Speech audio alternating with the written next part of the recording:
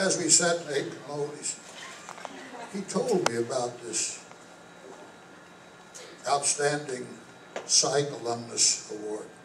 He said to me, Godfather, if I could just get this award, if I can only have this award.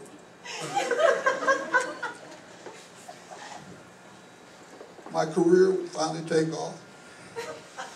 He would finally become a success.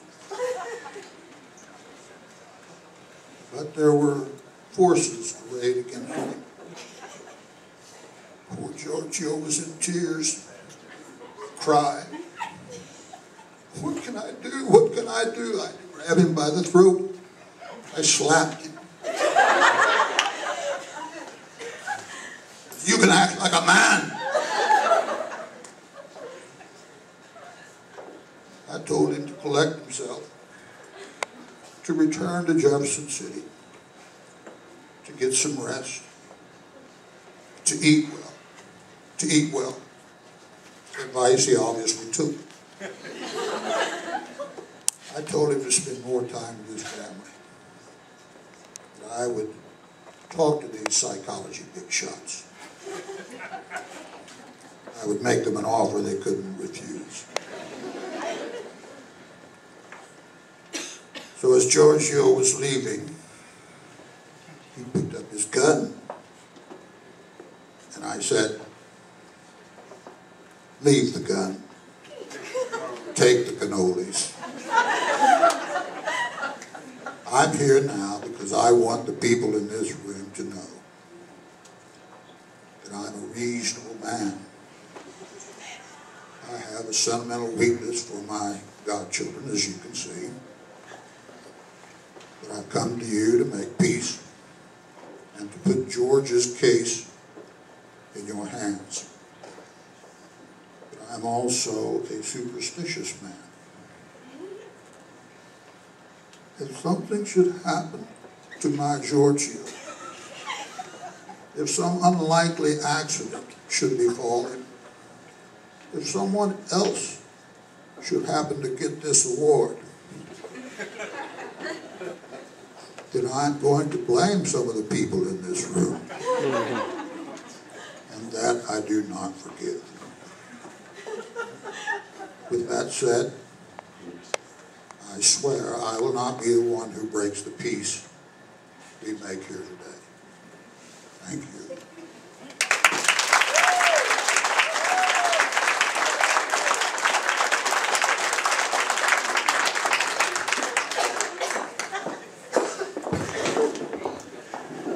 Thank you very much. If you're not familiar with this gentleman, his alter ego is Professor Dane Miller from the Criminal Justice Department.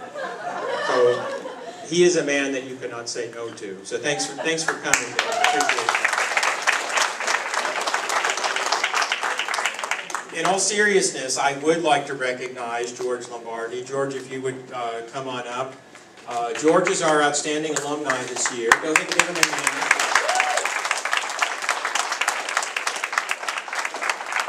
George earned his bachelor's degree and his master's degree in psychology from our department back in the 1970s, and he's gone on to a very distinguished career in corrections, including being the director of adult institutions in the state of Missouri.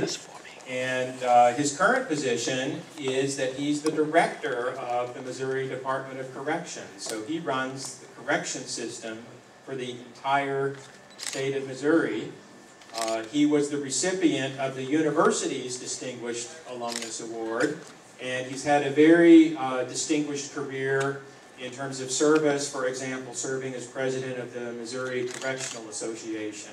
So it's with great pleasure, George, that I present to you the award for Outstanding Alumni from the Department of Psychological Science. Congratulations and thanks for joining us today. We also have a gift from our alumni office who are very pleased that you were able to accept the award. Thanks so much. I really appreciate this. Please do. Okay.